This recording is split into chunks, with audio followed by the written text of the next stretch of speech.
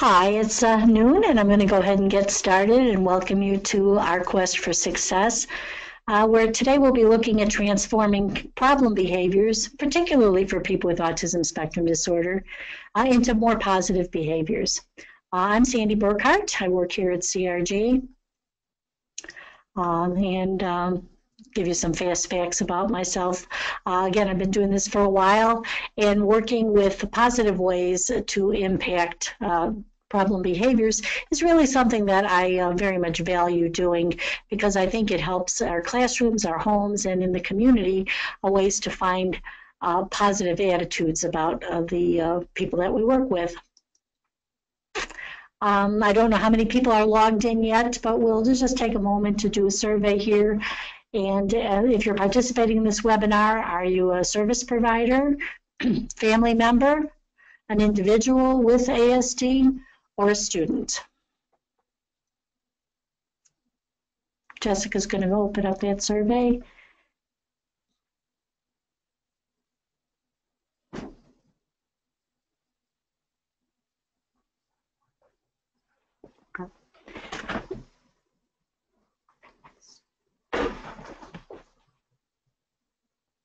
Okay, sir.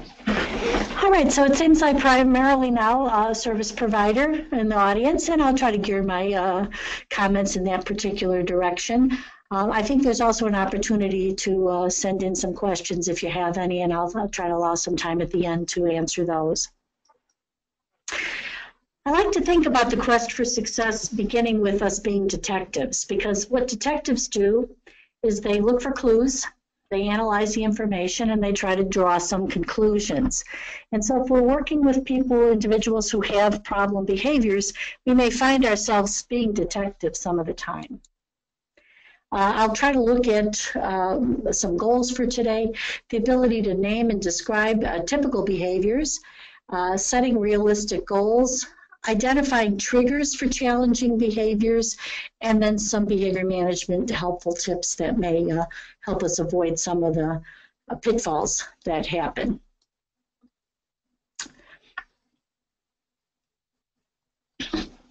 Challenging behaviors look different ways regarding maybe the individual's age, but the common ones are poor transitions. I'm not going to do what it is that you ask me to do. Meltdowns, so that can be children having tantrums all the way to adults having anger outbursts. Preoccupation with special interests. I'm going to do this and I'm not going to do anything else, and don't interrupt me. And even things like physical aggression, where there can be hitting, lashing out. One of the things that many of you, especially if you're a service provider, may be familiar with is the ABCs of behavior, but I'll just quickly review them here. That one of the things that we look at in terms of the ABCs is the antecedent, or what happened first. What happened before the problem behavior? What were people doing before the meltdown, before the anger outburst, before the refusal to go to school? Secondly, we have to look at the behavior itself. Not all behaviors are created equal. Sometimes the intensity of a behavior can be so important that we can't ignore it. And self-injury is often one of those types of behaviors, self-stimulatory behaviors where someone may be banging their head or threatening self-harm. These are very high-intensity behaviors that even if they don't happen that frequently, we certainly have to pay close attention to them. Other behaviors are ones that the person does all of the time, and our wish is that they would stop doing that behavior. So it may not be a real intense behavior, but at some level it's an annoying or awkward one. And then finally, what are the consequences of a behavior? If the person bangs their head or has a meltdown or refuses to go to school, what are the consequences? What happens next? So in our detective work, we're constantly looking at all three of these things to try to put together a plan as to what's causing what and what can we do about it. So let's give it a try. Let's say Tom has a 10 o'clock appointment and he leaves home at 9:55. Speed limit's 45 miles an hour. He's driving 65 miles an hour. And he gets a $150 speeding ticket and is late for the appointment. So these kind of scenarios happen in life. So the second survey here, what would you say caused Tom to get the speeding ticket? That he was running late? That he was driving 65 miles an hour? Or that the police officer was the guy who issued the ticket?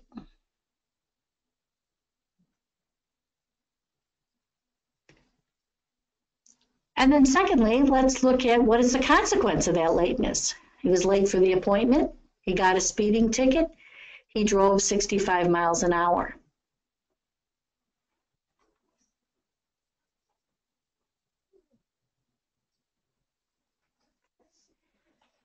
So when we look at this, what caused Tom to get the speeding ticket, I think correctly, people identified that driving 65 miles an hour is what caused the speeding ticket. When we look at the consequences of this,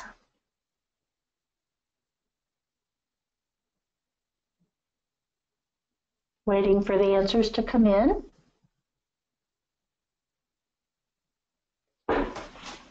The consequences is that he was late for the appointment and that he got a speeding ticket. So thank you for your participation in that. And you can see that it does sometimes take a minute to think about it and figure out, well, what is the connection between these things? What I would say there is that with Tom might blame the police officer, going, you know, oh, this stupid cop gave me a ticket, without necessarily looking at what were the circumstances that led up to the speeding. But Tom clearly didn't like the consequence. What's the consequence of the lateness? Tom might say, well, that I'm running late is what made me speed.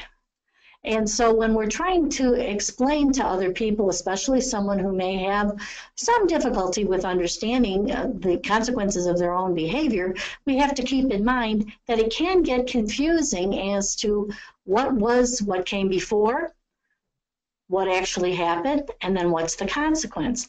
And if you're a parent or a teacher, even a service provider, what you'll notice a lot of times is that there's a lot of blaming on the part that it's the cop's fault, it's somebody else's fault, whereas many of us would look at it and say, well, you should have been more prepared, you should have allowed more time to get there, you shouldn't have been speeding even though you were running late. And so you can see that we come at this with very different points of view. Which comes to the topic of setting realistic goals. A realistic goal means that the person that we're trying to help has got to have the capacity to do what it is that we're expecting them to do. I think Skinner, if he didn't actually say it, it's in reference to what he talked about, and all the treats in the world will not get a rat to fly. So promising rewards or threatening punishments is not going to affect the behaviors we're talking about if they're not realistic for the individual. Now our little rat cartoon there, he will press the lever for food. So clearly using rewards and withholding rewards would be a good behavior management technique for an individual who is capable of those behaviors. But if they're not capable of it, then we run into the problem that it's no longer a realistic goal. So I'm going to spend a little time trying to identify realistic goals. Realistic goals for persons with autism spectrum disorder, other neurodevelopmental disorders, is to improve their resilience as measured by their ability to cope with things. And there's two types of things that all of us have to cope with. One category is routine stressors, going to school, going to work, interacting with people, being patient at a red light. But then there are other types of, another category of stressor, and that's a significant psychosocial stress. Separation from people, loss of caregivers, abuse, major changes. And so realistic goals have to be identified for each of these categories of stressor. the routine ones, and then the significant ones. What's the result of being able to cope with those things? The individual is now more resilient. They have a better history, a bigger bag of tricks for coping with stress.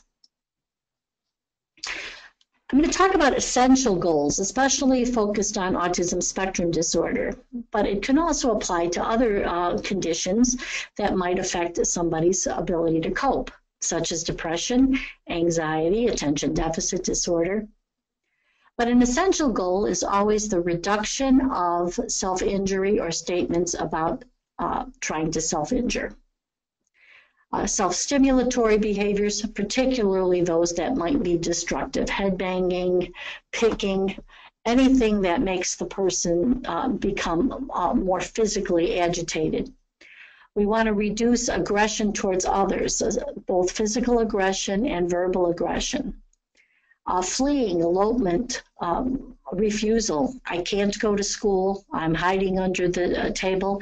I'm running out the front door because I cannot tolerate what you're asking me to do.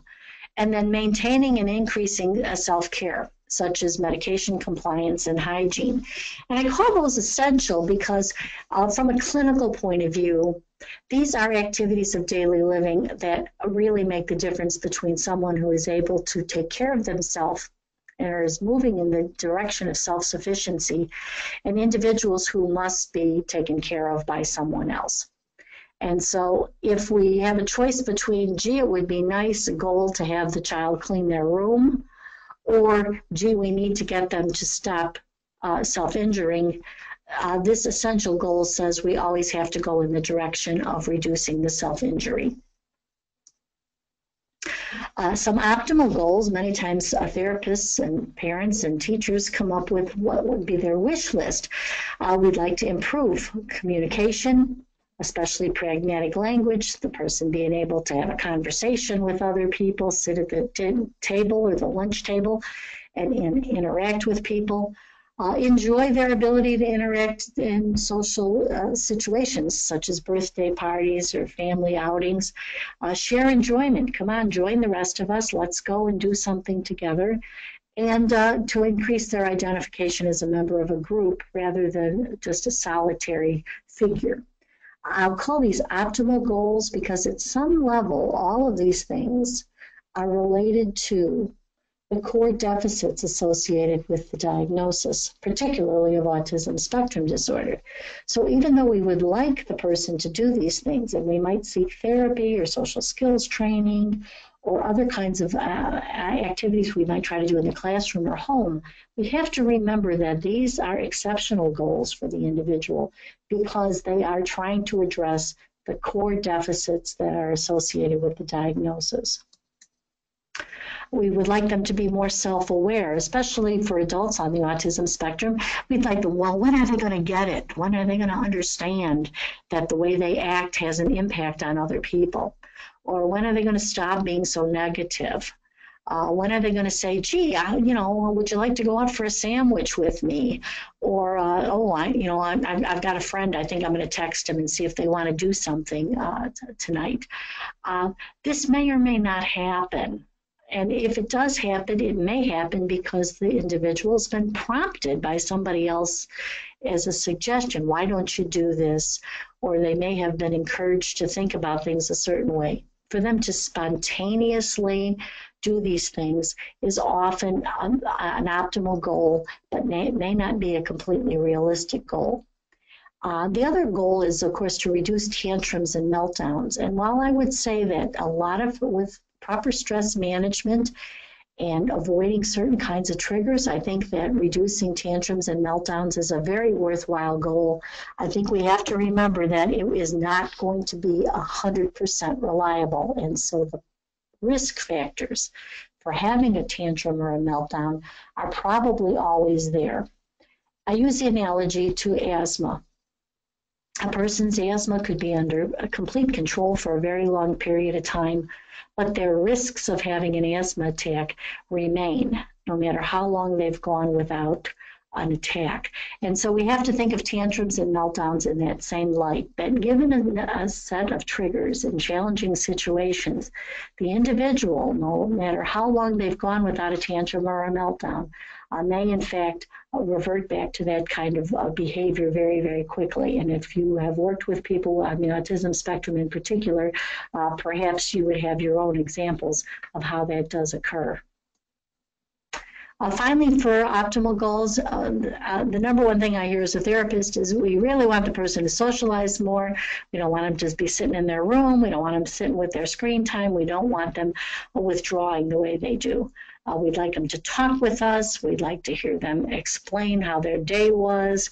Again, the normal types, the typical types of social interactions that most of us might have throughout the day. Now, I'm labeling these optimal goals because, again, after many years of being in the trenches, providing services, even working with adults, college students who are on the autism spectrum, I can tell you that while this can happen for some individuals, it is more optimal. It is not probably realistic to expect every person that is on the spectrum to be able to accomplish these types of everyday activities, much as we would like that for them. So let's take another little survey and take a look at a problem situation. John does not like homework. As he's working on his assignment, he calls his mother stupid because she's making him work so hard. So let's think about John's mother. What should she do? Ignore the name calling? Give him a timeout? Get John's dad in there to do the homework with John, or all of the above? Let's give you a minute to think about how mom should react.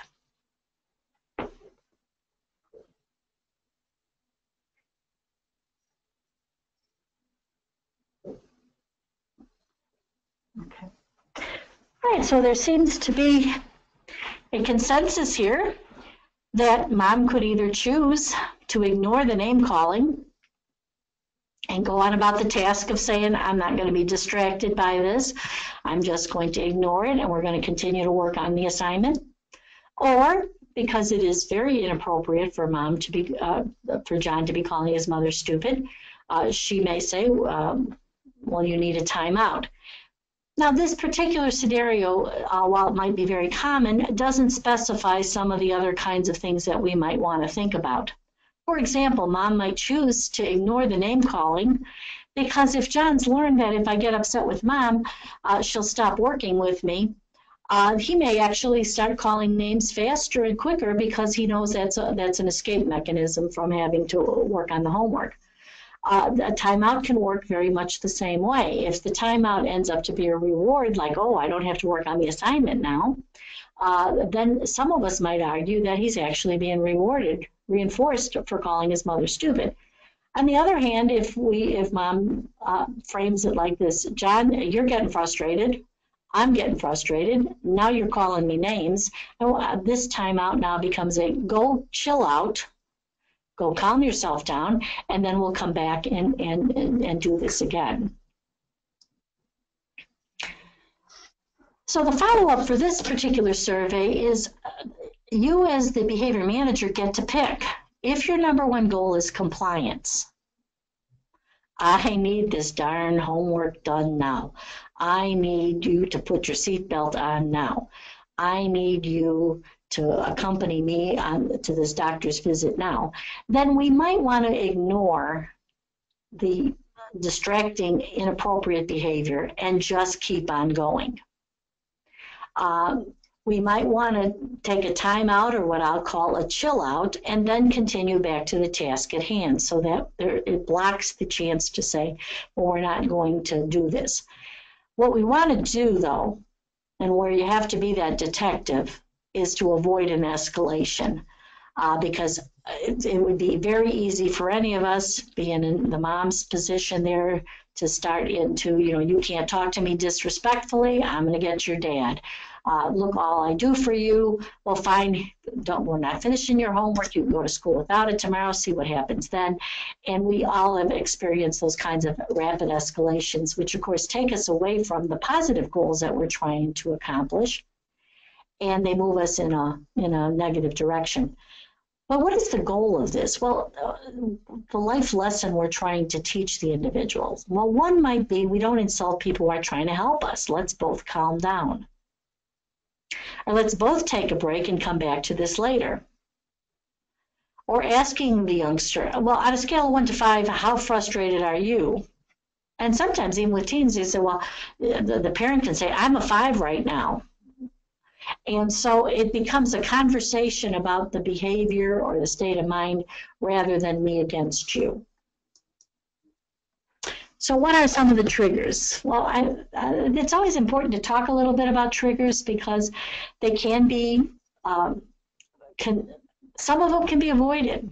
And if an ounce of prevention's worth a pound of cure. If we can avoid a trigger that we know is going to create a challenging reaction in the individual, there's nothing really wrong with doing that. I'll talk specifically about maybe how we would decide to do that. But many triggers cannot be avoided, and so then it becomes planning for them when we know they'll be coming. Common triggers, especially for people on the autism spectrum, when we ask them to move away from their special interest, high interest area to a lower interest activity. Stop playing that game and come sit at the dining room table. Stop watching that program and get ready to get on the bus to go to school. Even amongst adults, you can have someone who's working on a car or watching a football game or is doing something that's very high interest for them, and they're practically incapable of stopping doing that and going and doing something that's less interesting to them. Another common trigger, especially for people on the spectrum, is a limited opportunity to debrief after a socially demanding situation. Many of us go to social things. We might go to the pumpkin festival, or we might go to a birthday party, parent-teacher conferences, whatever it might be, and it's kind of socially demanding. And then afterwards, we feel this relief, and we go, oh, well, all right, that's good that that's done, and now I'm going to go do this or that or the other thing. For people on the spectrum, often that debrief afterwards takes a very long period of time. They may resort back to their solitary activities. They may want their screen time or their Pokemon cards or changing the oil in the car, whatever it is. For them, they need that to debrief. They don't want to talk about what they've just been through. They don't want to be told, oh, gee, that wasn't so bad. You had fun, didn't you?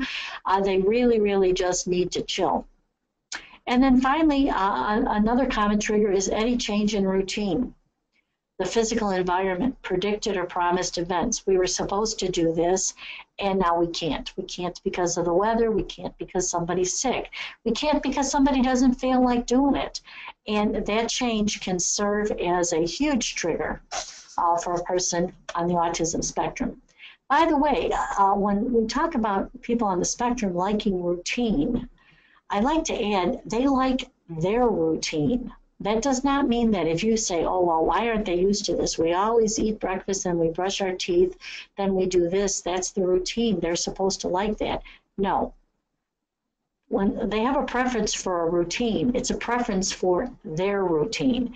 And so they don't adapt very easily sometimes to external routines, even in the classroom, certainly at home, even in the workplace we'll find sometimes. Another common triggers are any kind of sensory overloads. Now, most of us don't like to be uncomfortable, but for people on the spectrum, this almost becomes an all-encompassing event for them. They really literally cannot think rationally or focus on anything else except the overload. So that could be tactile things, something just doesn't feel right. Smells or tastes. things that they hear, especially sounds. I have one patient now, if a garbage truck pulls into the alley behind the office, even though he's in his 40s, I mean, he stops everything because he's got to pay attention to the sound of that garbage truck. Anything visual that's unacceptable. So that can be sort of obsessive things like folders being out of order or something being the wrong color, but even, you know, foods touching, something that just doesn't look appealing. And sometimes these sensory overloads can actually trigger gagging reflexes, sweating, faintness. The person really has such a strong biological reaction to these triggers that that's all that they and everybody else can focus on for that minute. Now, as I describe some of those things, I think that each one of you will have a frame of mind about that kind of behavior. Some of the common things that people say is, oh, they might assume that the person with ASD is really getting something out of acting this way. For example, well, they just like that attention. Or we may believe that people have to get used to things. Habituation refers to, you know, making it a habit, that the person with ASD is going to have to get used to it. We take out the trash every Thursday night. Why is this a big deal? There's a spelling test every Friday morning. Why is this a big deal? You've already been to a birthday party. You know what we're going to do. What's the big deal? And we also have a tendency to believe in justice and fairness, and that is that if it's not fair if John doesn't have to do this. So if John has a strong reaction to something and we make the brother or sister do it instead, there can be this sense that that's really not fair. This particularly applies in the classroom, where if you have a number of children there and they're all expected to follow a certain routine and protocol, and we've got an individual who needs accommodations. And even in the caregiver's mind, even in the teacher's mind, there could be that sense that, you know, this isn't really fair because the others have to do it and this one doesn't have to. So I'm not going to tell people not to have those very common attitudes, because I think that they are very common. But I am going to ask us, going back to the detective notion, that we have to be sure we're correct about that. Because, again, an investigator, a detective might say, I know who's guilty. I know who probably did it. But we still need the evidence. And what I would say about our frame of mind when we encounter challenging behaviors is we need to be sure that we're correct. Is this person really doing it for the attention? Are they really trying to do it to get out of things? Are they really trying to do it this way to be special? And I think for those of you who are familiar with people, especially on the spectrum, that most of the time the answer to that assumption is no.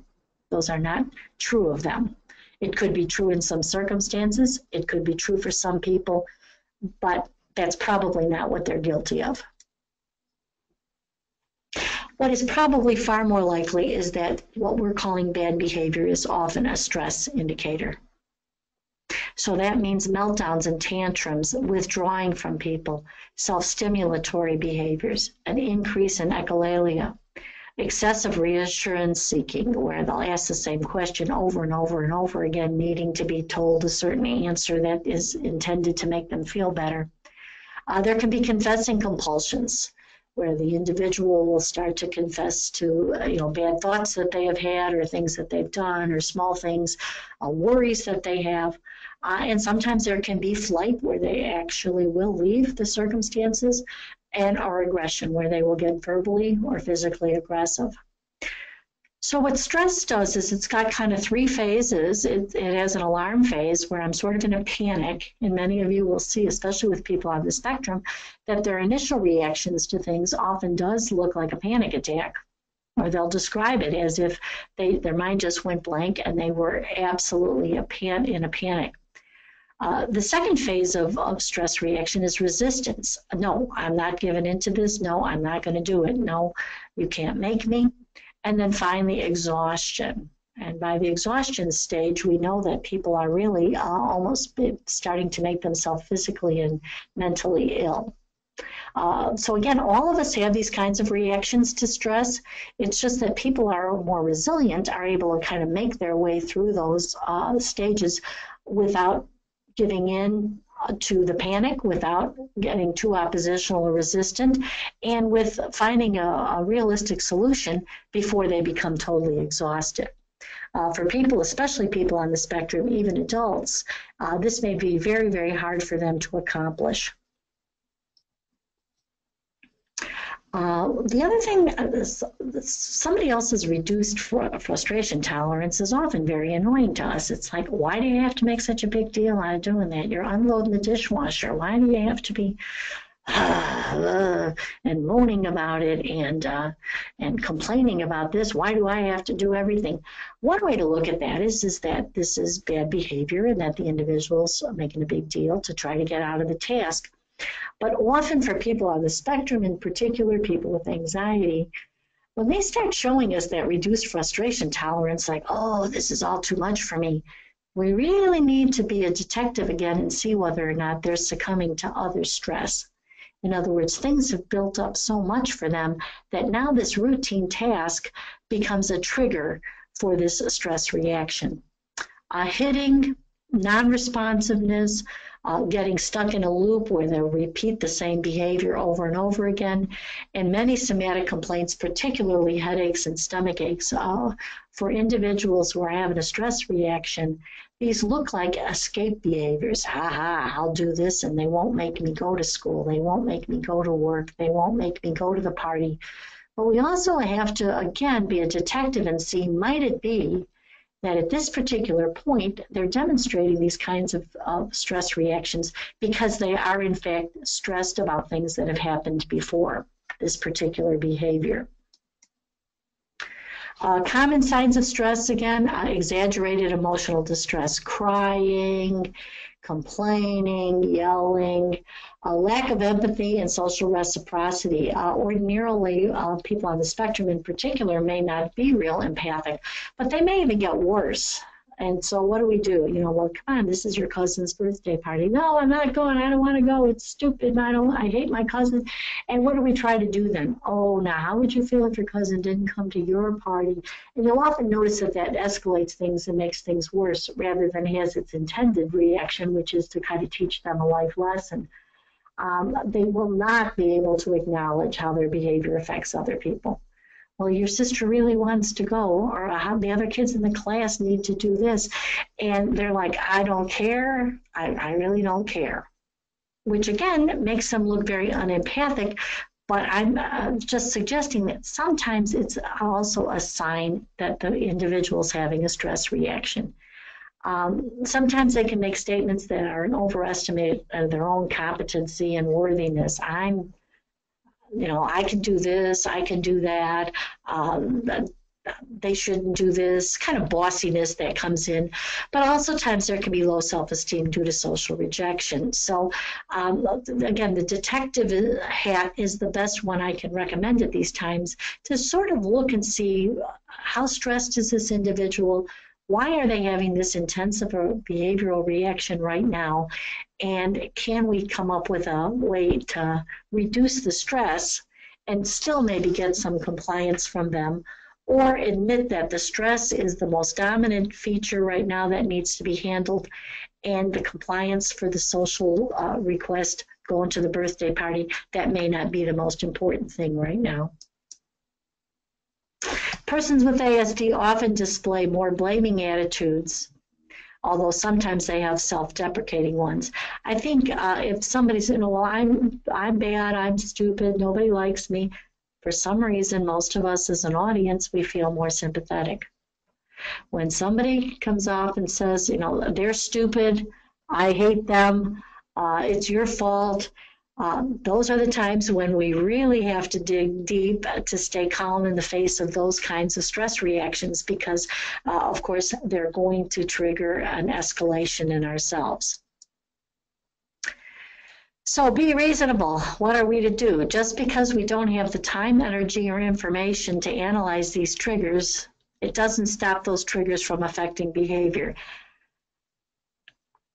Basically, what I'm saying here, folks, is that we all get fed up and go, I don't want to talk about it. I don't want to analyze it. I don't want to be a detective.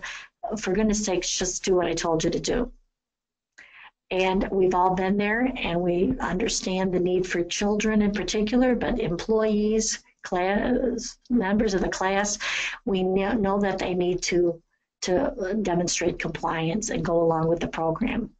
But many of you, especially if you're familiar with spectrum, know that just because we don't want to pay attention to those triggers, or we don't think they should be a big deal, or my gosh, your brother's getting married today and you can't possibly act this way at the wedding reception. The fact of the matter is that that disorder, the condition that makes that person vulnerable to these kinds of stress reactions, it's not going to disappear on those days. It's got to be planned for, because there's a very good chance it will be present. Does this mean that the risk automatically translates into, well, they can't do it? No, it doesn't. I've had people on the spectrum participate in very stressful events, standing up to weddings, job interviews, whatever else it is. But it has to be planned for the possibility that they may have a stress reaction, even though we know the stakes are very high and that it would be inappropriate if they did. So what are some things that do help increase coping? The biological interventions usually have to do with medication for symptom management. Vocational and educational accommodations often look at the core deficits associated with the disorder and say these are reasonable accommodations to make this a little bit more manageable for this individual. Sensory accommodations often mean an environment that does not have the known triggers that are going to set somebody off, whether that's lights, sounds, smells. And so trying to avoid those types of settings in which the environment we know is probably going to be a trigger is important. And if we are in an environment unexpectedly that has these kinds of triggers, that we have a safety plan in place that says this is how we're going to minimize the impact of those particular triggers. Social emotional interventions, having mentors, advocates, having the person, adult, child, adolescent, in proximity to people who get it, who understand that they may have a stress reaction, that they may need to withdraw in order to calm themselves down, that they may not be able to stay as long as other people can stay at an activity, that they may not be able to talk about things as richly or in detail. They may not demonstrate the same level of manners as other people. Having somebody close by who can sort of mentor or advocate is often a huge part of helping to increase a person's ability to cope with situations. And finally, positive plans, which is basically what this presentation is about, is being informed and aware of the way in which we must be prepared for what may happen for the person on the spectrum or with other conditions, actually allows us to feel more capable and confident about how we're going to manage it, rather than feeling that we're being held hostage to this other person's bad behavior. And then we're left figuring out, what are we going to do in order to punish them into behaving correctly the next time? An ounce of prevention in this case, again, is worth a pound of cure. So some of those helpful strategies, I'm not going to read every one of these, but you want to have as a realistic goal systematically building resistance in the face of triggers. Now this means planning for that. I know the trigger is going to be there. I know they might have trouble coping with it. We're going to try some different ways to build up that resilience. Maybe we'll pre-plan it. We'll talk about it. We'll give you warning about it. Maybe we'll give you a planned escape. If you're going to be at this birthday party and you can only stand it for half an hour, then we're simply going to say, well, we had a wonderful time, but we're going to get going now. So we can build in systematic response to triggers. Rewarding approximations. If you leave that birthday party, say, well, you did pretty well with that. You stayed a half an hour, rather than something like, well, you didn't even talk to grandma, Or, oh, I bet, all the kids are disappointed you left. So what we want to do is, again, the positive plan is to focus on the part that they were able to accomplish. Increase this planning, identifying and modifying triggering conditions. This one's tricky because if other people hear that you're making these plans, there's often a tendency for either a classroom teacher, parent, an extended family member to go, well, you're just giving in to them. They just have to learn. You just have to make them do that. And those of you who have experience working with people on the spectrum or with these kinds of behaviors know that that is absolutely not true. So increasing planning is actually part of positive behavior management, and you should do it despite the fact that it may annoy other people, that they feel like you're catering too much to the person who has these kinds of needs. We can also use special interests to promote episodes of joint attention and shared enjoyment. This means that if they do have a special interest, that we might want to at least act as if we're somewhat interested in it with them. Joint attention means the ability to pay attention to something, to what somebody's doing with somebody else. Shared enjoyment, perhaps we're all going to watch a show together. So we might try to play a game. Sometimes people on the spectrum are particularly sore losers, so it doesn't always work out the best. But we can certainly emphasize the fact that it was fun that we all got to play this game together. Joint attention is attention that two or more people pay at a shared task or event. Many of us enjoy joint attention. We want to watch a movie together. We want to eat the meal together. We want to post things on Facebook. Joint attention, though, is very taxing for people on the autism spectrum. For them, paying attention to something that somebody else wants them to pay attention to in the classroom or any place else takes a lot of energy. And so they may have difficulty sustaining joint attention, and they may be, if they do it for a while, they may be exhausted afterwards. Shared enjoyment is pleasure derived from doing something with someone else. And part of the loneliness and depression for people on the spectrum comes from there are few people that actually enjoy doing the things that they enjoy doing the way they enjoy doing them. And so if we can find watching a movie, building Legos, going to a car meet, anything that might actually be sort of a shared pleasure, we'll find that we build up some of the socialization capacity for people on the spectrum. An interesting phenomenon that's developed recently is furry people. Furry people are adults who dress in costumes, and they go bowling, they go out to social events, they even go to the movies, but they wear these full costumes, like what we would see a mascot wear. And for them, they're able to go and participate in some of these real-time community activities, but they're more comfortable because they have their costume on. It won't surprise you that a number of these people do tend to have some of the issues associated with autism spectrum disorder.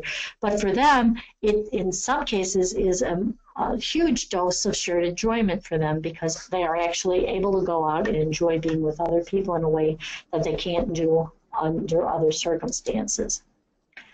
We want to teach rules and exceptions to rules as an intervention. People on the spectrum may be very literal about the rules, and so the flexibility that's necessary to kind of navigate when things change. They can be very pedantic, the way they boss other people around about the rules. Sometimes they'll follow the rules, or sometimes they won't follow the rule, but then they'll be very emphatic about somebody else should be following the rule. And oftentimes, especially during the school years, they can be tattletales, and they will talk about other people breaking the rules. So what we want to do is explain the rules and then also the exceptions to the rules. Tattling is an exception to the rule. Yes, that person did the wrong thing, but no, you shouldn't go and tell the teacher about it. One warning about administering consequences to people on the spectrum. When they find out that they're in trouble or that something has gone different than what they expected, they may panic. and you'll see a meltdown. They may flee the situation. They may get very aggressive when the consequences are applied to them. And so basically what they're thinking is something like this: oh my gosh, I'm trapped. There is no way out of this. And it is a true panic reaction. Sometimes it can look, though, as if they're attempting to avoid punishment. Oh, if I pitch this fit, they're going to go easy on me. I'm not saying that never happens, but I would think the first one rather than the second one as a starting point. As a detective, that would be the clue I'd be looking for. And so in addition to administering a consequence, especially if you're in a school situation or a family situation where somebody does have to have consequences, I would also calmly try to explain that I would appreciate you being as resilient, as calm as you can about these consequences, and then we'll go on to something more fun. Then we'll go on to something more relaxing. Then we'll go on to something that's calmer. So the punishment itself actually can create an escalation in bad behaviors, and that makes this very, very tricky. Preparing the person for change. If you work with people on the spectrum, you'll probably be the best gauge of how much information to give them when. Some people, you got to tell them a half an hour ahead of time because they'll have such anticipatory anxiety that they'll get physically ill. Other people, they like lots of warning with the countdown calendar that shows when this is actually going to occur. You want to provide supportive socialization. A lot of times people on the spectrum, people with special needs, don't have a lot of peers. And so having an accommodating adult, family member, peer can often help them feel calm when they're in challenging situations. And of course, there's plenty of literature that suggests that people on the spectrum often are targeted by other people for exploitation, rejection, bullying, being blamed for things. And so you're not hovering or being too much of a helicopter parent if in fact you have to help protect that person from being socially exploited. Engineering for success simply means to design some of these positive things. I'd watch how I use humor. Some families and classroom teachers diffuse things with humor, but often for people on the spectrum, they feel like you're laughing at them or you're making fun of them. They may not get the joke. And also being the big enough person to de-escalate things rather than provoke a deteriorating situation. Withdrawing, the person needing to go to their room, needing to go to a quiet space, needing to get out their screen time to calm themselves down is actually very effective, especially for handling immediate situations that might develop. Carrying gestures where you might say, oh, come here, let me give you a hug or whatever. In general, our rule of thumb is don't touch a person on the autism spectrum who's getting agitated because it can often give them a sensory trigger. Even talking to them sometimes can be overwhelming. So it's not wrong to say, is there something I can do that can help you feel calmer? Redirection. And in the midst of a meltdown, these strategies may provoke the person with ASD as they get stuck in their level of distress. So don't give up on the strategy just because it doesn't work, especially if there's a major meltdown, because very often that is the very time when they're most irrational. And ideas that seldom work. A lot of praise, oh, you did great, da, da, da, da, can really annoy people on the spectrum. Planned ignoring very seldom works, especially with the more challenging behaviors. So if the person is self-stimulatory, if they're injuring, if they're having a major meltdown, questions, you saying, all right, I'm just not going to pay any attention to it right now, they'll come around, may or may not work. These are often very soothing to the person with ASD, and so they may not pay any attention to whether you're ignoring them, yelling at them, whatever you're doing. They just may not pay any attention at all. Denial of privileges very seldom works, and I advise against taking away some of their most prized special interests, their computer time or whatever. If you're going to deny privileges, I might start with something a little less dramatic than, you can't have your phone or your computer. And I would also, if they have done something wrong, I might suggest acts of community service. You were rude to your sister, so now you do this in order to make that up to her.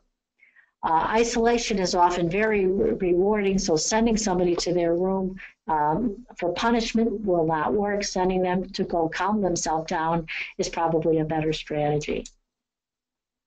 So again, these are just a summary of what we've talked about.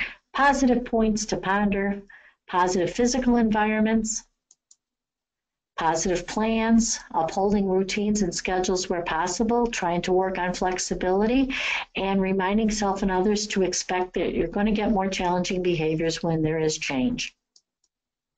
Positive interactions. Avoid being sarcastic, negative, yelling, and screaming. People on the spectrum seldom do well with that kind of social communication. Avoid demanding that they be empathic, and try to focus on positive behaviors, attempts at positive behaviors, improvements, rather than the part that they're not able to do. You want to model good social communication yourself, and you want to empower decision-making.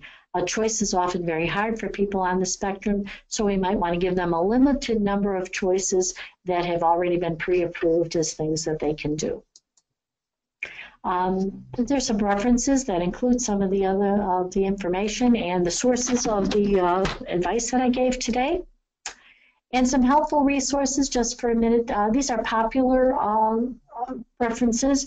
Psychology Today kind of talks about making sense of some of these features. The 5-point scale is an excellent visual to remind us how to de-escalate things. Best practices, and I also included here a marriage if a spouse has Asperger's or autism spectrum disorder. Some of those things are helpful reminders of these kinds of positive ways to handle some of the challenging behaviors. So I'm going to thank you for joining me, and I'm going to ask Jessica if we have any questions that have come in, and if I can take a moment to answer any of those. Okay, well, we haven't had any questions, but I appreciate your availability today. CRG typically puts these webinars on YouTube that can be accessed in the future on the CRG website, and so I invite you, if there's someone else that you think this might be helpful, to view that. I think Jessica also has a survey now regarding your reaction to this webinar, and you can always contact me at sburkhardt@childrensresourcegroup.com to give additional commentary, questions, or concerns, and certainly suggestions for future presentations. So I thank you for joining me today. I hope you'll enjoy your weekend.